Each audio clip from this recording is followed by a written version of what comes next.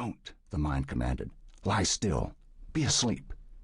But it was far too late, for the mistake had already been made, and for the child's body there was no longer any way to escape from the fury that hovered above. "I'll teach you," the voice rasped. As the mind raced toward the safety of darkness, the first blow struck. Though the mind struggled once more to keep the child from reacting, a howl of pain and fear escaped its throat, and once more the voice spoke. "Evil child! Nasty, vile, evil child! Well, I won't have it. Do you understand? I won't stand for it." As the raging voice ranted on, the child tried to pull its body away from the blows, but there was no escape. The mind, reacting in an instant to the agony of the blows, retreated into the blackness, closing out what was happening. It closed off the ears, and the voice began to fade away until the individual words could no longer be distinguished, and the only sound that filtered through was an indistinct hum. Next came the nerves. "It doesn't hurt," the mind insisted. "It won't hurt. It can't hurt. Nothing can hurt. Nothing. Nothing. Nothing." The sting of the slashing blows began to fade, and the mind turned further away, retreating into the safety, darkness, and silence of unconsciousness, sheltered from all the terrors the world held. An eternity, or perhaps only a minute, passed. The child's mind began to creep out of the cavern into which it had retreated. This time, though, it was even warier than before, refusing to let the child twitch even the smallest muscle until it was certain the danger had passed. Beyond the closed eyelids there was no glow at all, which told the mind it had been gone all day, and that night, the long darkness that held its own unique terrors, must have fallen.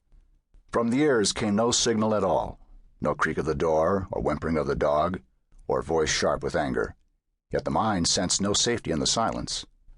The lungs expanded, and the mind, suddenly stimulated by the scent captured by the child's nose, paused. The odor was strong, and very familiar, and comforting. It was the smell of the blanket that had given the child comfort long before its conscious memory had formed. Now, reacting to the deep emotions stirred by the scent, the mind let the child reach out to pull the comforting blanket more closely around its aching body. But the fingers touched nothing. The warm softness of the material was nowhere to be found. Slowly, the mind became aware of the pain in the child's body. But there was more than the fading sting of the hands that had struck the child. The mind had long since learned to deal with that. This time there was an ache as well, an ache that had settled so deep into the child's legs and arms that at first the limbs refused to obey the mind's commands. But finally, agonizingly, the child reached out into the darkness. After moving only a few inches, the child's fingers found something hard, something immovable. The fingers probed in another direction. The same hardness blocked them once more. In an instant the mind knew. It wasn't the scent of the blanket at all, but the scent of the chest where all the blankets in the house were kept through the summer. The cedar chest. The cedar chest that sat against the wall below the cellar's single tiny window.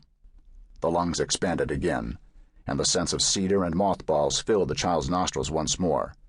But this time, instead of reminding the child of the comfort, warmth, and softness of the blanket, the scent seemed to wrap around it like a serpent's coils, pressing tighter every second. Panic took over, and the child thrashed and cried, sobbed and choked, as it struggled to free itself from the imprisoning walls of the chest. But the chest was strong, the child weak. As the terror and the blackness and the scent closed around the child's body, the mind, as it had grown so used to doing, began once more to slip away, to disappear into a safer world. This time, as the mind retreated once more into the dark haven of unconsciousness, it wondered if it would come back at all. But then, even as it dropped away into the darkness, it knew. It would come back, but it would be changed, and it would strike back. Chapter 1. It was the kind of perfect fall afternoon that erased even the memory of the blanket of heat and humidity that summer's end had laid over this part of New Hampshire. The first frost had struck a week ago. The leaves of the ancient maples and oaks that lined the streets of Granite Falls were just beginning their annual transformation, their edges barely hinting at the riot of color that would develop in another couple of weeks.